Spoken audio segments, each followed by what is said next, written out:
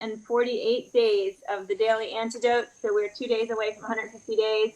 And we're all so excited and happy to have been building this community here, this amazing Washington Rebels Carpe Diem Arts incredible community that's weathered a lot together in the last 148 days. And super, super glad that all of you are here. Thanks so much to everybody who has been joining us here, has been joining us on Facebook, and hello to everybody on Facebook. And thanks also for everybody who joined for last night's racial injustice discussion. That was quite an amazing bunch of people we had in that room, and we'll be doing something again in the following months to keep that movement going.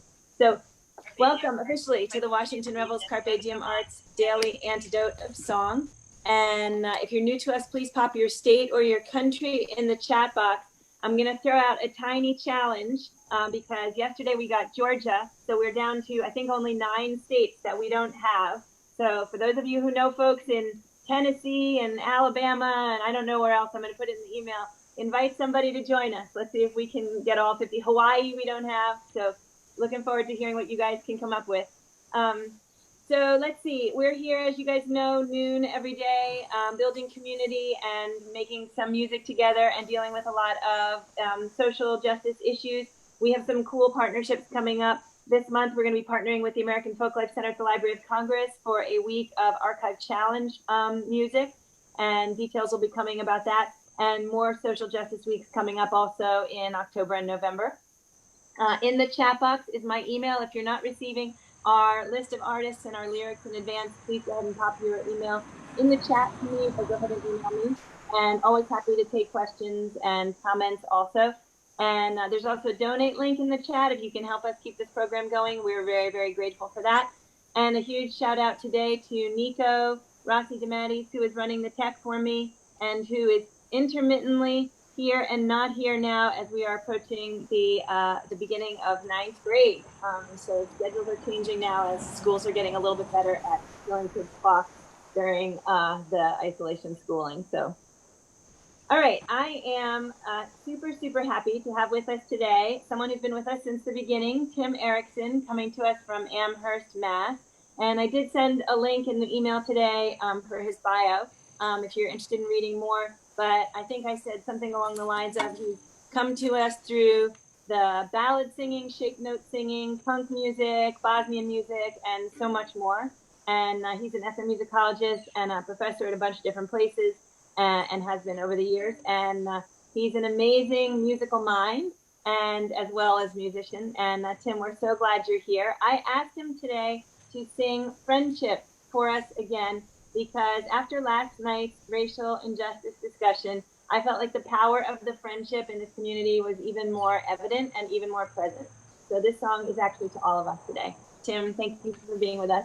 Oh, it's great to be here. I'll kind of play you the tune. It's easy to remember if you haven't heard it before. It's a very catchy tune. Probably play it through once and then put an extra verse in today from last time. So if you...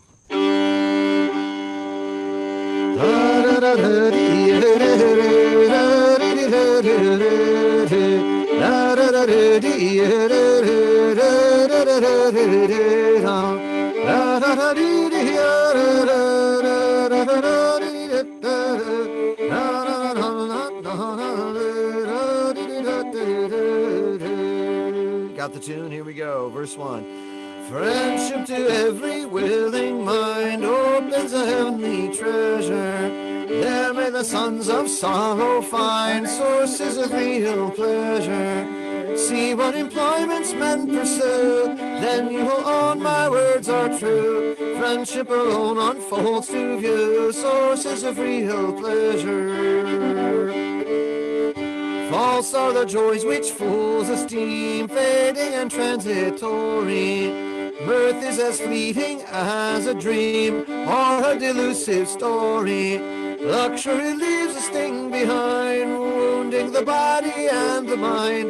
Only in friendship can we find pleasure in solid glory.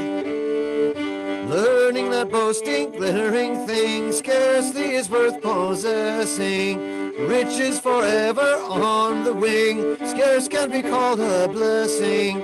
Fame like a shadow flees away, titles and dignities decay. Nothing but friendship can display joys that are free from trouble.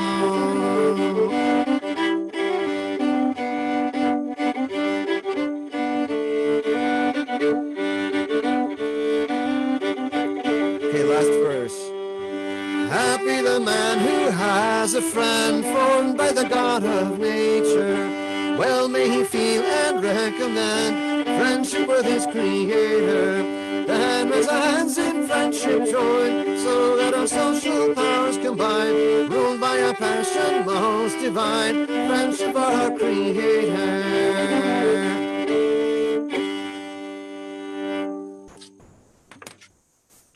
Woo! Thank you, Tim. Thank you so much.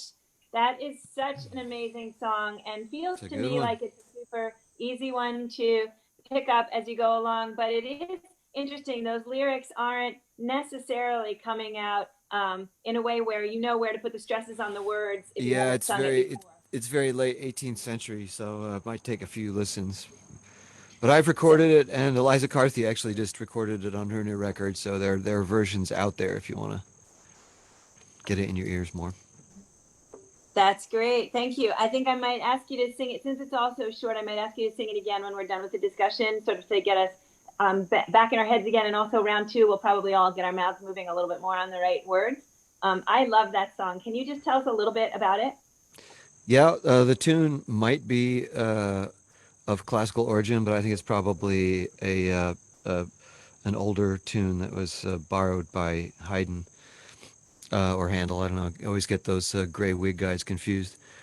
The words are by a guy from Connecticut. They were first published in a book in Northampton, Mass, just across the river from here in 1798, put together by a guy named Elias Mann, who was a local musician in the late 18th and early 19th century. That's great. Thank you.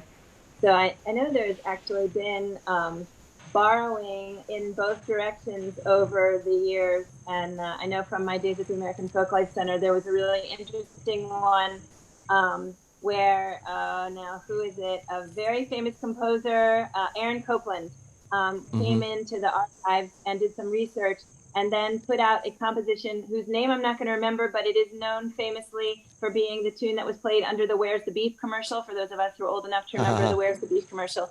And so he actually took it from an archive recording of a fiddler who was playing it note for note and put it into his composition. So this is sort of the stuff that we find as we start researching things on the issues of appropriation versus appreciation, which came up during our Benally gathering the other day. Yeah, I'm sorry I missed it. Yeah, so can you talk a little bit more about that? Is there a lot of there's a lot of back and forth, and in a commercial context, and well, I guess really in any social context, there's a lot of there potential questions and issues. I mean, I know one that people have raised as being concerned about playing songs associated with minstrel shows, but all of American culture is associated with minstrel shows.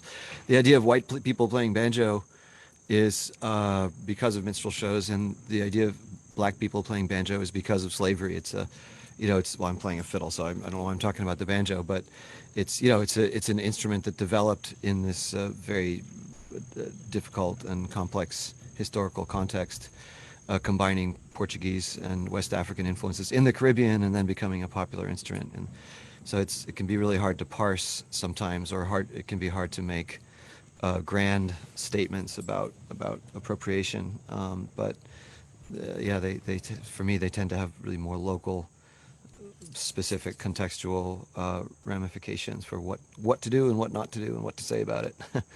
Yeah. But in this case, it's a local guy from Northampton, probably borrowing from a classical guy who probably borrowed from somebody that he heard. Nobody directly impacted by this one in our current sphere. So I know as ethnomusicologists, you and I have definitely studied intellectual property rights along the way, and the whole notion of the borrowing or the taking or the who is owed what. And I think I threw this out once before in this room on the same subject. And I'm maybe going to forget her name right now. I'm saying Bessie Jones in my head, but I think that's wrong. Who sang a song for Alan Lomax called Natural Blues. Oh Lottie, My Trouble's So Hard. It's Yeah. beautiful. Do you remember her name? I don't remember. Yeah, All I'm thinking it was Moby's version. that's right. So that's where the story comes in, is that Moby, who's an artist who samples a lot of other people's music and then puts it out. He's a pop star of considerable range and international renowned. And he sampled from several Library of Congress recordings, including that one, Natural Blues, and put out a song where you hear her voice in it again and again. I'm going to make myself a note right now, actually, to send you her link and his link, so you can hear the two things side by side. I used to run a presentation in which we use these. It's very, very powerful, but of course, when the music came out, Bessie Jones's great grandchildren found out about it and ended up getting a ton of royalties on the song, which otherwise would have never been paid. And so there are a lot of things like that where people come in and they use something of somebody else's, and then oftentimes now, because it is a thing that people are more conscious of, there is actually some form of direction of the income that's earned off of it to the people who actually own the intellectual property or are the creators of it. So thanks, Tim. That was awesome. I'm going to just check in the chat and see if there's anything super key. And otherwise, I think we're going to make today short for the, okay, great. So Beth put in here that Aaron Copeland also used the Gift to Be Simple tune to create Appalachian Spring.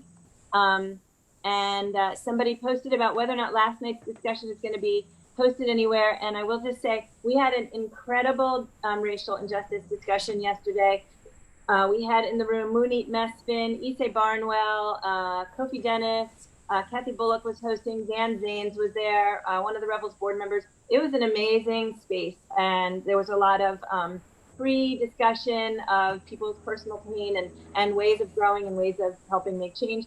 But we didn't record it on purpose so that people would feel more free to be able to just be themselves. We will not repeat it because you can't ever repeat anything, but we will do something else again in October and hope that you'll be able to join us for that one. I'll try to do it by doodle poll so that the most of us can make it. And thanks for asking about that. And I was also going to say, precisely because of that, I'm exhausted. So we're going to keep today's discussion a little shorter than we usually do. And I hope that you'll all come with us again tomorrow, where I will be less exhausted and we'll keep talking longer. Tim, would you mind playing us that song one more time to sing us out of the room? Thank you. I'll just jump right in. There's our key. 3, 4. Friendship to every willing mind opens a heavenly treasure. There may the sons of sorrow find sources of real pleasure. See what employments men pursue, then you will own my words are true. Friendship alone unfolds to view sources of real pleasure. False are the joys which fools esteem, fading and transitory. Mirth is as fleeting as a dream or a delusive story. Luxury leaves a sting behind, wounding the body and the mind. Only in friendship can we find pleasure and solid glory. Learning that boasting, glittering thing scarcely is worth possessing. Riches forever on the wing scarce can be called a blessing. Fame like a shadow flees away, titles and dignities decay. Nothing but friendship can display joys that are free from trouble. Last verse. Happy the man who has a friend formed by the God of nature.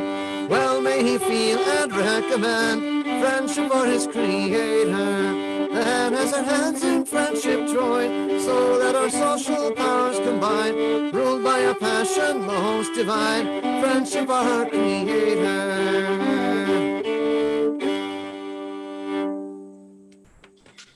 Thank you again, Tim. Thank you so much. You're welcome. Thank you. Thank you for the music. Thank you for decades of actual, real, non-virtual friendship and this past many months of virtual friendship. And thank you to everyone in this room for 148 days of friendship. It's really, really nice to be getting to know all of you in so many different ways. And I am very excited for this ongoing program to keep on going. And I hope that you guys will all join us again tomorrow. Tim, thanks again for being here. Lots of love. Great to see you. Bye-bye, everybody. Bye. Thank you. And thank you, Fred, for being with us today. Thank you, Susan in Idaho. Thank you, Deborah in Kentucky. Thank you, Kathleen in Albuquerque, and Pete in Florida, and Dan in Virginia. Lucy, thanks for being here with us today. It's great to see you again. We've missed you. Caroline, thanks for being here. Janet and Peter, all the way over up there in Toronto, thanks for being here. And Paige, thank you for joining us. And Kathy in Virginia, Lisa in Indiana, Adele in the DMV area, Dennis in British Columbia, and you and I definitely need to chat soon. I'm ready for partnership week with your crew. Bonnie in Idaho, great to see you. And Lynn, great to see you. Anne, great to see you. Thanks for coming. Oh, good. Were you fiddling along, Lynn? I hope you were fiddling along. Yay! I love when that happens. Diane and Terry, or at least the Terry half of Diane and Terry. And Beth, thank you so much. And Busy, glad to see you. Wait, we've traded spots. I'm in your spot. Haha, I love it. Suzanne, thank you so much. And Harriet, Zeta, it's great to see your little face. Thank you for being here. Paulette, thank you so much for joining us, our newest Jubilee Voices member and a great member of the Daily Antidote community. And to all the rest of the folks in the room, oh, and Facebook. Bye, Facebook, great to have you. Suzanne, thank you for being